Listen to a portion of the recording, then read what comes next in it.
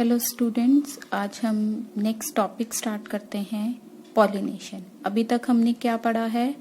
First step of sexual reproduction, जिसको हम क्या बोल रहे हैं? गैमीटोजेनेसिस। गैमीट फॉर्मेशन हमने कर लिया है। फीमेल में कौन सा गैमीट बनता है और मेल में कौन सा गैमीट बनता है। Female gamete is called embryo sac, male gamete is called pollen grain. फिर हमने इन दोनों के स्ट्रक्चर्स पढ़े थे। नेक्स्ट टॉपिक जो रहता है सेक्सुअल रिप्रोडक्शन में, that is pollination. How these gametes meet each other. तो इट इज क्या है ये? It is the process of transfer of pollen grain from anther to stigma of the pistil. कि pollen grain जो male gamete है वो transfer हो जाएगा किसके? पिस्टल के जो ऊपर बल्ब लाइक स्ट्रक्चर प्रेजेंट होता है, जिसे हम क्या बोल रहे हैं? स्टिग्मा। ये जो ट्रांसफर का प्रोसेस है किसका? पोलन ग्रेन का। इसे हम क्या बोल रहे हैं? पॉलिनेशन। पोलन से ही बना है क्या? पॉलिनेशन। तो ये ट्रांसफर का प्रोसेस है, कैसे हमारा मेल गैमीट फीमेल पार्ट तक पहुंचता है। कौन से पार्ट पर लैंड हो रहा है? स्टिग्मा पर। पॉलिनेशन हमारे दो तरीके के हैं, एक है सेल्फ पॉलिनेशन और दूसरा है क्रॉस पॉलिनेशन। सेल्फ पॉलिनेशन का मतलब क्या है? सेल्फ मीन खुद का। अगर खुद का पोलन खुद ही के स्टिग्मा के ऊपर लैंड हो जाए, फ्लावर सेम फ्लावर का पोलन सेम फ्लावर के स्टिग्मा पर लैंड हो जाए, जैसे ये मैंने एक फ्लावर बनाया हुआ है, इसी का पोलन इसी के स्टिग्मा पर लैंड हो जाए, that is called self pollination. जबकि क्रॉस पॉलिनेशन क्या है? It is the transfer of pollen from flower of one plant to the stigma of flower of another plant. एक प्लांट से दूसरे प्लांट के स्टिग्मा पर जब पोलन ट्रांसफर हो रहा है, उसे हम क्या बोल रहे हैं? Cross pollination. इसको साइंटिफिकली हम क्या बोलते हैं? जीनोगैमी, या हम क्या बोले? एलोगैमी। ये साइंटिफिक टर्म है किस चीज के लिए? Cross pollination. जब एक प्लांट से दूसरे प्लांट में टू डिफरेंट प्लांट्स इन्वॉल्व हो रहे हों ट्रांसफर में, उसे हम क्या बोलेंगे? Cross pollination. जबकि सेम फ्लावर, या हम एक और टर्म ऐड कर सकते हैं, सेम प्लांट, उसको हम क्या बोलते हैं? Self pollination. अब सेल्फ पॉलिनेशन दो तरीके का हो सकता है। पहला है ऑटोगैमी और दूसरा है जेटेनोगैमी। ऑटोगैमी मतलब जब पोलन सेम फ्लावर के स्टिग्मा पर ही लैंड हो जाए, एक ही प्लांट है, उसके एक ही फ्लावर का पोलन उसी फ्लावर के स्टिग्मा पर लैंड हो जाए, उसे हम क्या बोलते हैं? ऑटोगैमी। जेटिनोगैमी क्या है? प्लांट सेम है लेकिन बहुत सारे फ्लावर्स हैं उसके ऊपर, एक फ्लावर का पोलन उड़कर दूसरे फ्लावर के स्टिग्मा पर चला जाए, तो ये हमें थोड़ा सा क्या लग रहा है? क्रॉस पॉलिनेशन टाइप लग रहा है, लेकिन एक्चुअल में क्या है? ये सेल्फ पॉलिनेशन का ही पार्ट है। क्यों? क्योंकि फ्लावर सेम है, जेनेटिक्स, जो जेनेटिक नेचर है प्लांट का, दैट इज सेम। मान लो मैं कहूं किसी प्लांट के ऊपर 10 फ्लावर लगे हुए हैं, उन 10 फ्लावर्स की जेनेटिक्स, उनका डीएनए क्या होगा? सेम होगा। इसलिए हम इसको कौन सी कैटेगरी में डाल रहे हैं? Self pollination. तो सेल्फ पॉलिनेशन हमारी दो तरीके की हुई, ऑटोगैमी और जेटिनोगैमी। ऑटोगैमी मतलब same flower, geitonogamy means different flower but same plant. Xenogamy बोले या हम एलोगैमी बोले, two different flower with two different plants. अब वो प्लांट्स जो ऑटोगैमी शो करते हैं उन्हें हम क्या बोलते हैं? ऑटोगैमस फ्लावर्स बोलते हैं। तो कौन कौन से फ्लावर्स, कौन कौन से प्लांट में ऑटोगैमी होएगी? अब हम कंडीशंस पढ़ते हैं कुछ, जो किसको फेवर करेगी? ऑटोगैमी को, या हम कहें सेल्फ पॉलिनेशन को फेवर करती हैं। Conditions that favour the self pollination. तो सबसे पहली कंडीशन क्या है? क्लेस्टोगैमस फ्लावर। क्लेस्टोगैमस फ्लावर क्या होता है? वो फ्लावर जो कभी खुलता नहीं है, नेवर ओपन्स, कभी भी नहीं खुलेगा। वो उसके जो मेल पार्ट है, फीमेल पार्ट है, हमेशा बंद रहेंगे। तो उसी का मैच्योर होकर पोलन उसी के अंदर, उसी के स्टिग्मा पर लैंड हो जाएगा। तो ये किस में देखा गया है? वियोला और ऑक्सैलिस में देखा गया है। तो वो फ्लावर जो कभी खुलते नहीं हैं उन्हें हम क्या बोलते हैं? क्लेस्टोगैमस फ्लावर। एक तो ये कंडीशन हुई कि फ्लावर ओपन ही नहीं हुआ, तो कोई दूसरा पोलन आने के चांसेस तो होंगे ही नहीं। दूसरी कंडीशन क्या है? होमोगैमी। होमो मीन्स सेम, कि जब एंथर और स्टिग्मा दोनों ही एक ही टाइम पर मैच्योर हो जाएं, कि जब पोलन एक्टिव हो रहा है तभी क्या है? स्टिग्मा और ओव्यूल भी एक्टिव हो जाएं। तो दोनों की मैच्योरिटी सेम टाइम पर हो रही है, वो कंडीशन क्या कहलाई जाएगी? होमोगैमी। तो ये किस में देखी गई है? सनफ्लावर और पोटैटो में देखी गई है। तीसरी कंडीशन है हमारी बड पॉलिनेशन। बड पॉलिनेशन का मतलब क्या है? कि एंथर और स्टिग्मा फूल खिलने से पहले ही क्या हो जाए? मैच्योर हो जाए। मान लो ये बड कंडीशन में है हमारा, इसी के अंदर अभी क्या है? फूल खिलना है ऐसे कर कर, और मेल पार्ट अलग दिखाई देगा, हमें फीमेल पार्ट अलग दिखाई देगा। लेकिन ये बड खुलने से पहले ही इसका फीमेल और मेल पार्ट दोनों ही मैच्योर हो जाएं, they are now become active. तो उनमें क्या हो जाएगी? सेल्फ पॉलिनेशन हो जाएगी, कि फ्लावर खुला ही नहीं, उसके पास चांस ही नहीं रहा बाहर जाने का। तो खुलने से पहले ही क्या हो गया? एंथर और स्टिग्मा मैच्योर हो गया, तो पॉलिनेशन हो जाएगी। ये किसमें देखा गया? जितने भी हमारे अनाज हैं, व्हीट एंड राइस। क्लेस्टोगैमस फ्लावर और बड पॉलिनेशन में डिफरेंस है। क्लेस्टोगैमस फ्लावर कभी नहीं खुलेंगे, बड पॉलिनेशन में ऐसा नहीं है। लेकिन क्या होगा? जब फ्लावर खुल चुका होगा, पॉलिनेशन क्या हो चुकी होगी? कंप्लीट हो चुकी होगी। तो ये तीन कंडीशन हम किस में देखते हैं? सेल्फ पॉलिनेशन में। क्लेस्टोगैमस flower, homogamy and bud pollination. अब हम बात करते हैं जिटिनोगैमी की। जिटिनोगैमी क्या है? कि जब सेम प्लांट का एक फ्लावर का पोलन उड़कर दूसरे फ्लावर के स्टिग्मा पर चला जाए, लेकिन प्लांट क्या है? सेम है, तो उसको हम क्या बोल रहे हैं? जिटिनोगैमी। तो ये ज्यादातर किन में होगा? जो कैसे प्लांट्स होते हैं? डायेशियस प्लांट्स। डायेशियस प्लांट्स क्या होते हैं? जो यूनिसेक्सुअल इन नेचर होते हैं, या तो मेल फ्लावर होगा या क्या होगा? फीमेल फ्लावर होगा। तो उसी पे तो रहने का कोई चांस ही नहीं। उस मान लो ये फीमेल फ्लावर है और ये मेल फ्लावर है, तो फीमेल फ्लावर यहां से उड़कर क्या आ जाएगा? पोलन इधर आ जाएगा, क्योंकि इसके ऊपर लैंड होने के लिए तो कुछ है ही नहीं, क्योंकि यहां पर सिर्फ क्या है? मेल पार्ट है इस फ्लावर में, और यहां पर सिर्फ क्या है? फीमेल पार्ट है।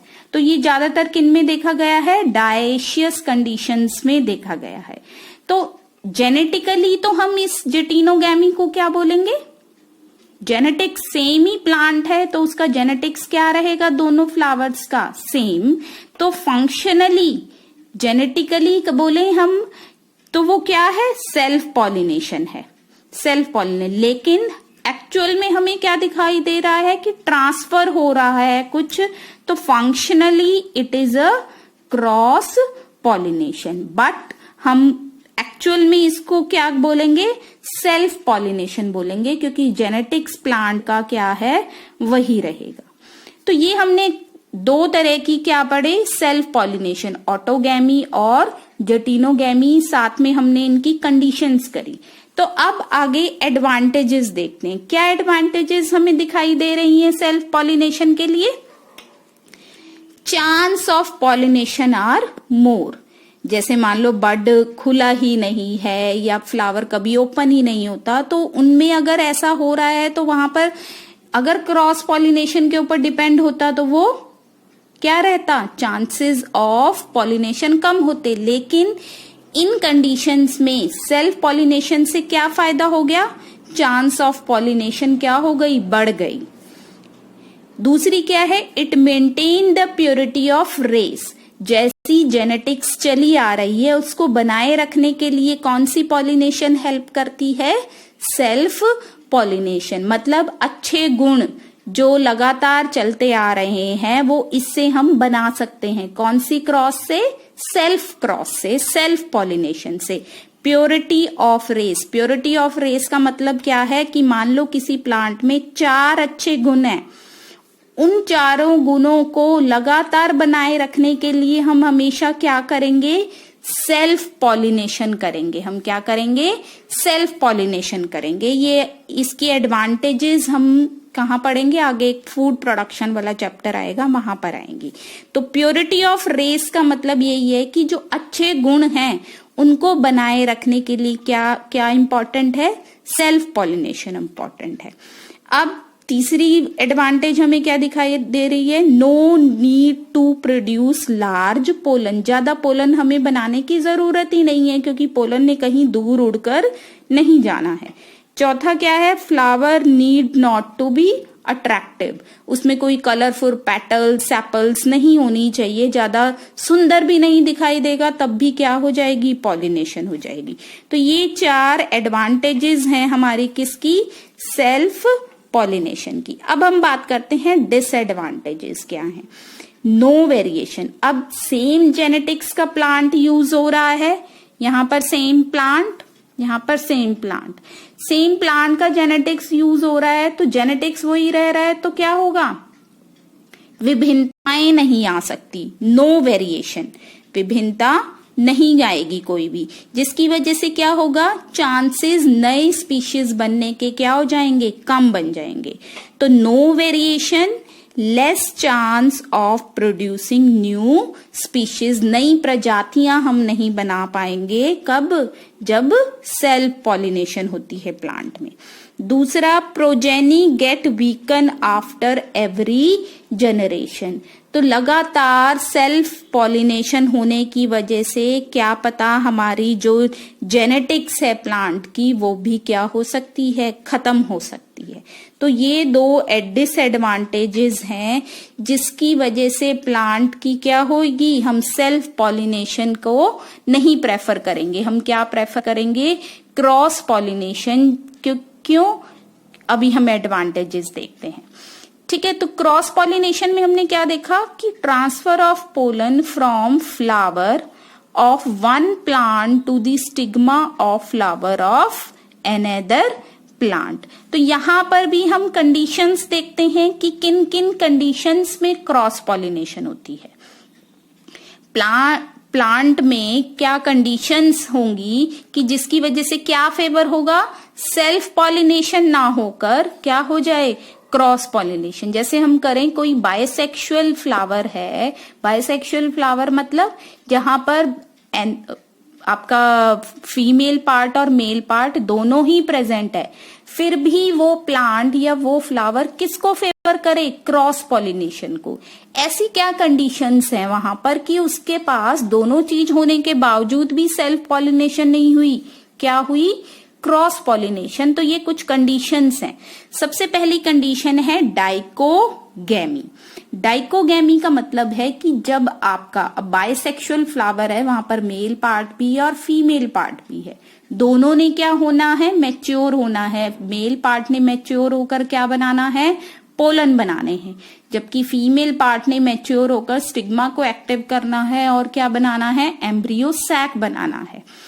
अब डाइकोगैमी क्या कहती है हमें कि ये जो दोनों चीजें मैच्योर होनी है, मान लो ये अलग अलग टाइम पर होए, ये क्या हो, अलग टाइम पर हो। मान लो ये मेरे पास एक फ्लावर है, ये इसका स्टिग्मा है और ये इसका क्या है,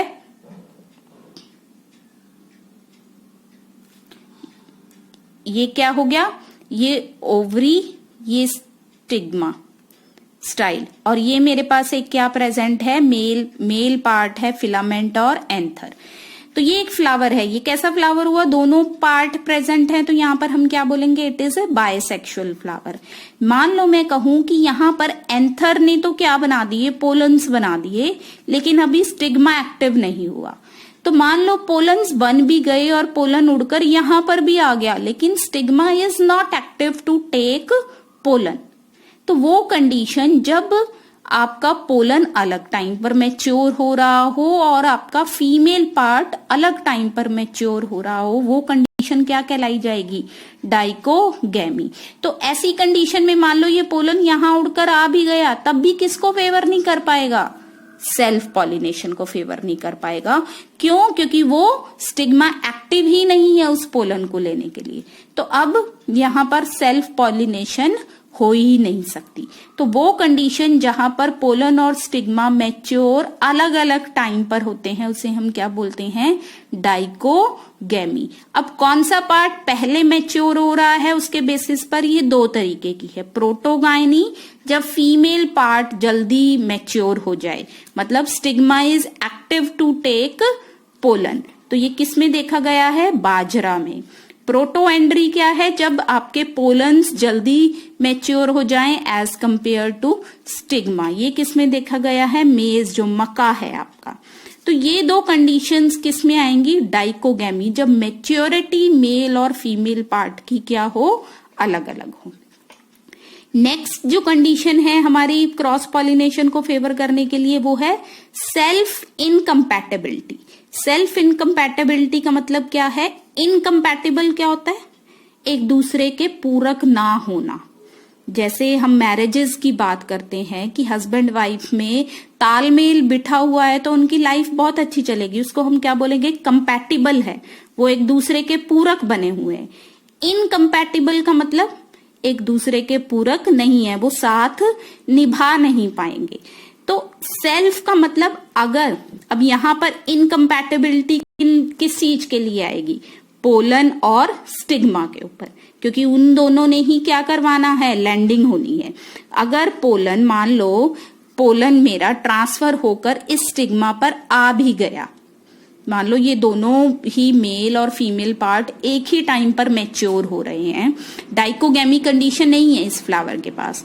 मान लो ये पोलन और स्टिग्मा दोनों ही मैच्योर हो रहे हैं और ये पोलन उड़कर यहां पर आ गया है स्टिग्मा पर, लेकिन फिर भी पोलन यहां पर पोलन ट्यूब नहीं बना पाएगा, मतलब स्टाइल के अंदर एंटर नहीं कर पाएगा। क्यों, क्योंकि वो स्टिग्मा उस पोलन के लिए क्या है, इनकम्पैटिबल है। मतलब उसी का पोलन अगर उसी के स्टिग्मा पर लैंड हो जाए, सेम है, तो हम क्या टर्म यूज कर रहे हैं, सेल्फ। इनकम्पैटिबल मतलब उसी का पोलन उसी के स्टिग्मा के ऊपर काम नहीं कर सकता, वो एक दूसरे के लिए पूरक नहीं है।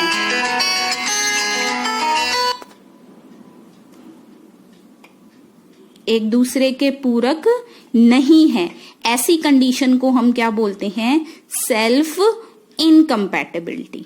Mature pollen fall on stigma of same flower but do not bring self pollination. इस कंडीशन को हम क्या बोल देंगे, सेल्फ इनकम्पैटिबिलिटी। इस कंडीशन को हम क्या बोलेंगे, सेल्फ इनकम्पैटिबिलिटी, की मैच्योर पोलन स्टिग्मा के ऊपर लैंड भी हो गया लेकिन फिर भी वो फर्टिलाइजेशन ना करा पाए, पॉलिनेशन ना कर पाए, पोलन ट्यूब ना बना पाए, तो उस कंडीशन को हम क्या बोलते हैं, सेल्फ इनकम्पैटिबिलिटी, की वो एक दूसरे के पूरक नहीं है।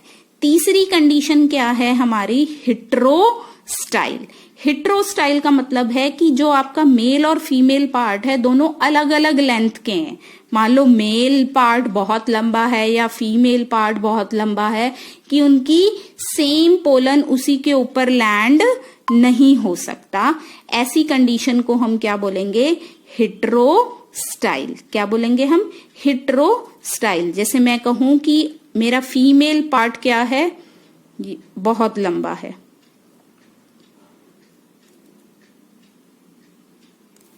और मेल पार्ट क्या है, डिफरेंट, छोटी हाइट का है। तो ऐसी कंडीशन में क्या होगा, ये पोलन यहां पर ट्रांसफर नहीं हो सकता। कि जब स्टेमेन की लेंथ और स्टाइल की लेंथ डिफरेंट हो जाए, किसको रोकने के लिए, सेल्फ पॉलिनेशन को रोकने के लिए, वो कंडीशन क्या कहलाई जाएगी, हेटेरोस्टाइल। तो ये 3 कंडीशन हमने देखी, किसको फेवर करने के लिए, क्रॉस पॉलिनेशन को। सबसे पहले dichogamy, maturity at different time, self incompatibility की सेम पोलन आपका सेम स्टिग्मा पर लैंड नहीं हो सकता। और तीसरा क्या है, हेटेरोस्टाइल, दोनों की लेंथ, मेल और फीमेल पार्ट की लेंथ क्या हो, अलग अलग हो। ऐसी कंडीशन को हम क्या बोल रहे हैं, हेटेरोस्टाइल। अब हम एडवांटेजेस देखते हैं कि क्रॉस पॉलिनेशन की क्या एडवांटेजेस हैं। सबसे पहली एडवांटेज है आपकी न्यू वेरिएशन। 2 चीजें अलग अलग जुड़ रही हैं तो उससे क्या आ जाएंगी, विभिन्नताएं आ जाएंगी। विभिन्नताएं आने की वजह से जो नए ऑफस्प्रिंग्स प्रोड्यूस होंगे वो क्या होंगे, स्ट्रॉन्ग एंड हेल्दी होंगे। दूसरा, हाई ईल्ड बना सकते हैं, हमारा उत्पादन क्या हो जाएगा, बढ़ जाएगा। और चौथी सबसे जो फेवरेबल चीज है हमारे लिए, डिजीज रेजिस्टेंस, हमारे ऐसे प्लांट्स को बीमारियां कम लगती हैं। तो क्रॉस पॉलिनेशन से क्या फायदा हुआ, हमारी विभिन्नताएं बढ़ने से उत्पादन बढ़ जाएगा हमारा, और हमारा जो प्लांट, नए प्लांट बनेंगे वो हेल्दी बनेंगे और उनमें कोई बीमारियां नहीं हो। तो अब हम देखते हैं एजेंट्स ऑफ पॉलिनेशन क्या है। क्रॉस पॉलिनेशन करने के लिए क्या है, जब पोलन एक फ्लावर से, एक प्लांट के फ्लावर से दूसरे प्लांट के फ्लावर के स्टिग्मा पर जाएगा तो उसको यहां से यहां ट्रांसफर करने के लिए कोई चीज मदद करेगी। मदद करने वाले को हम क्या बोल रहे हैं, एजेंट्स ऑफ पॉलिनेशन। तो 2 एजेंट हमारे पार्टिसिपेट करेंगे पोलन को स्टिग्मा तक ट्रांसफर करने के लिए। एक एबायोटिक एजेंट है और दूसरे हैं बायोटिक एजेंट। एबायोटिक मतलब नॉन लिविंग चीज, और बायोटिक में क्या आ जाएगा, लिविंग एजेंट है, कोई आपका जानवर या हम कहें पार्टिसिपेट करेगा किसमें, पोलन को ट्रांसफर करने में। तो एबायोटिक एजेंट्स में क्या आ जाएंगे आपके, विंड एंड वाटर। तो विंड से होने वाली पॉलिनेशन को हम क्या बोलते हैं, एनीमोफिली। एनीमोफिली क्या कहलाया जाएगा, it is the mode of transfer of pollen to the stigma through, किससे, विंड से। ट्रांसफर किसकी हेल्प से हो रही है, हवा की मदद से हो रही है। ऐसी पॉलिनेशन को हम क्या बोलेंगे, एनीमोफिली। तो ये ज्यादातर किन में देखी गई है, ग्रासेस में, शुगर केन में और कोकोनट में। इन सब में पॉलिनेशन किसकी मदद से हो रही है, विंड की मदद से हो रही है। तो अब क्या कैरेक्टर्स होने चाहिए विंड से पॉलिनेशन होने वाले, flower should be small, colourless, उसको कलरफुल होने की कोई जरूरत नहीं है, कोई ऑर्डर नहीं होने की, खुशबू नहीं होनी चाहिए, ना ही उसके अंदर कोई नेक्टर प्रोड्यूस होना चाहिए। तो flower are small, colourless, odourless and nectarless. दूसरा, जब हवा में उड़कर जा रहा है, क्या चीज उड़कर जा रही है, पोलन। तो male pollen grains are produce in huge number, बहुत ज्यादा नंबर में प्रोड्यूस होने चाहिए, क्योंकि बीच में क्या है, वेस्टेज भी हो जाएगी। ठीक है, अब पोलन ने उड़कर जाना है। अगर पोलन हैवी होगा तो उसको उड़ने में क्या, दूर तक पहुंचने में क्या होगी, दिक्कत होगी। तो जो हमारा मेल गेमीट बना है, पोलन शुड बी लाइट, हल्का होना चाहिए, ड्राई, डस्टी और विंग्ड, जो उसको उड़ने में मदद करेगा लॉन्ग डिस्टेंस तक। तो तीसरा क्या है कि चौथा क्या है, अब पोलन ने कहां जाकर लैंड होना है, स्टिग्मा पर। तो stigma should be properly exposed. तो हम क्या कहेंगे, stigma should B large exposed feathery, ताकि उड़ने वाला जो पोलन है आकर उन फेदर्स में क्या है, चिपक जाए। इस तरीके सा स्ट्रक्चर होना चाहिए, फेदर लाइक स्ट्रक्चर होना चाहिए, ताकि पोलन क्या है, इनमें आकर अटक जाए। ठीक है, तो ये 4 कंडीशंस हम किस में देख रहे हैं, उन फ्लावर्स में जो विंड की हेल्प से पॉलिनेशन करते हैं। अब दूसरी पॉलिनेशन क्या होगी, हाइड्रोफिली, जिसमें transfer of pollen from one flower to the stigma of another flower occur with the help of water. Water की हेल्प से जो पॉलिनेशन हो रही है उसे हम क्या बोल रहे हैं, हाइड्रोफिली। ये किस में देखा गया है, वेलिस्नेरिया और हाइड्रिला में। जितने भी आपके वाटर ड्वेलिंग प्लांट्स हैं उनमें किसकी हेल्प से होएगी, वाटर की हेल्प से होएगी।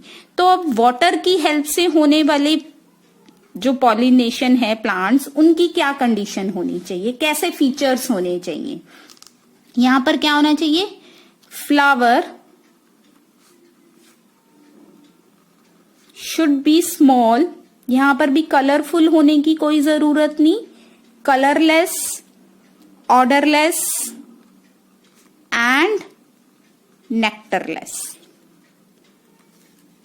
दूसरी क्या कंडीशन है कि हमारा जो स्टिग्मा है अब वाटर के अंदर से ट्रांसफर हो रही है, पानी मदद कर रहा है, तो हमारा क्या होगा, स्टिग्मा लंबा होना चाहिए और स्टिकी होना चाहिए। Stigma should be long and sticky.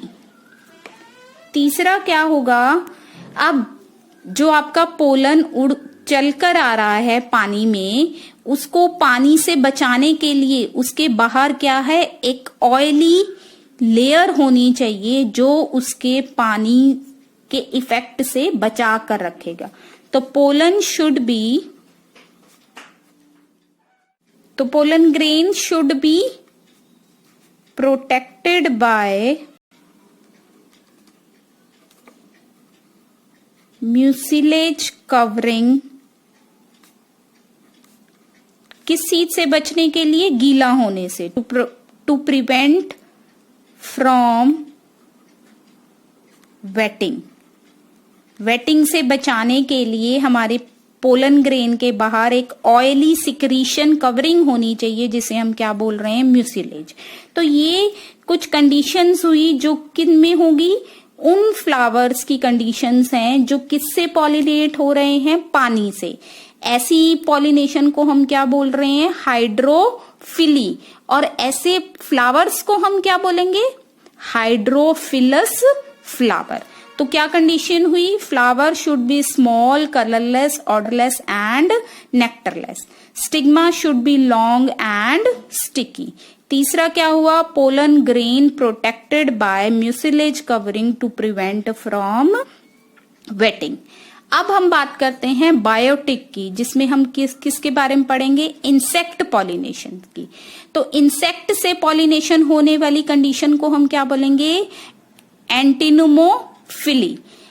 एंटिनोमोफिली क्या हुआ, इंसेक्ट से पॉलिनेशन। अब इंसेक्ट सबसे बड़ी क्लास थी हमारी आर्थ्रोपोडा की, जिसके अंदर बहुत सारे तरह के इंसेक्ट्स आते थे, मॉथ, फ्लाइज, बटरफ्लाई, वैस, बीज, बीटल। ये सारे क्या हैं, इंसेक्ट्स हैं जो हमारे अलग अलग प्लांट्स को पॉलिनेट करते हैं। तो वो पॉलिनेशन जो इंसेक्ट की हेल्प से हो रही है उन्हें हम क्या बोलते हैं, एंटिमोफिली फ्लावर। तो इंसेक्ट पॉलिनेशन के लिए क्या होना चाहिए, फ्लावर शुड बी, अब इसकी कंडीशंस पढ़ते हैं। Flower should B large, bright in colour and order. Order होने चाहिए, खुशबू होनी चाहिए, है ना, ताकि हमारा जो इंसेक्ट है उसकी तरफ अट्रैक्ट हो सके। दूसरी चीज क्या होनी चाहिए, pollen grains should be eatable, खाए जा सकें। अगर वो खाने लायक होंगे तभी इंसेक्ट वहां पर उड़कर आएगा, ताकि इंसेक्ट बार बार उस फ्लावर को विजिट कर सके फूड के पर्पस से। तो जब फूड के पर्पस से पोलन ग्रेन को लेने आ रहा है तो कुछ पोलन ग्रेन उसकी बॉडी पर स्टिक हो जाएंगे। तो तीसरी कंडीशन क्या होना चाहिए, pollen grain should be sticky and rough, खुरदरा होना चाहिए ताकि इंसेक्ट की बॉडी पर वो आकर अटैच हो सके। ठीक है, तो ये 3 कंडीशंस हमने देखी, किसमें, एंटीमोफिलस फ्लावर में। क्या है, फ्लावर लार्ज साइज का होना चाहिए, कलरफुल होना चाहिए और खुशबूदार होना चाहिए ताकि आपका इंसेक्ट उसकी तरफ अट्रैक्ट हो सके। दूसरा, पोलन ग्रेन ईटेबल होने चाहिए ताकि इंसेक्ट बार बार उसको खाने के लिए आए, और जब वो बार बार खाने के लिए आएगा तो पोलन का नेचर क्या है, स्टिकी एंड रफ, वो उसकी बॉडी पर चिपक जाएगा। ठीक है, तो ये हो गया कौन, एंटीमोफिलस फ्लावर। दूसरे हमारे बायोटिक एजेंट क्या है, बर्ड्स। बर्ड्स की हेल्प से जो पॉलिनेशन होती है उसको हम बोलते हैं ऑर्निथोफिली। क्या बोलेंगे हम, ऑर्निथोफिली। तो बहुत सारी बर्ड्स हैं जो हमारी पॉलिनेशन में हेल्प करती हैं, जैसे आपका sun bird, humming bird, crow, parrot, ये सब क्या हेल्प करती हैं, पॉलिनेशन में हेल्प करेंगी। तो बर्ड से पॉलिनेशन होने वाले फ्लावर्स क्या होने चाहिए, लार्ज इन साइज, है, और बहुत ज्यादा खुशबूदार होने चाहिए ताकि हमारा बर्ड उसकी तरफ आकर अट्रैक्ट हो सके, उसके अंदर खूब सारा नेक्टर होना चाहिए। ठीक है, तीसरे जो है हमारे कुछ ऐसी प्लांट्स हैं जो बैट्स के थ्रू भी पॉलिनेशन होते हैं, उन्हें हम क्या बोलते हैं, चिरोपिटेरोफिली। चिरोपिटेरोफिली। तो ऐसी पॉलिनेशन जो बैट्स की हेल्प से होती है उसको हम क्या बोलते हैं, चिरोपिटेरोफिली। तो ये हुआ हमारा पॉलिनेशन। हमने डिफरेंट पॉलिनेशन के टाइप पढ़े, क्या एडवांटेजेस थी, क्या डिसएडवांटेजेस थी। फिर हमने कुछ एजेंट्स देखे कि वाटर से कैसे हो रही है, आपकी विंड से कैसे हो रही है। फिर हमने कुछ कंडीशंस देखी फ्लावर में, फ्लावर कैसा होगा अगर वो विंड से हो रहा है, फ्लावर वाटर से हो रहा है पॉलिनेशन, तो उसकी कंडीशंस क्या हैं। नेक्स्ट टॉपिक में हम करेंगे इंट्रैक्शन, कि जब आपका पोलन स्टिग्मा पर लैंड हो गया उसके बाद कौन कौन से प्रोसेसेस होंगे। Thank you.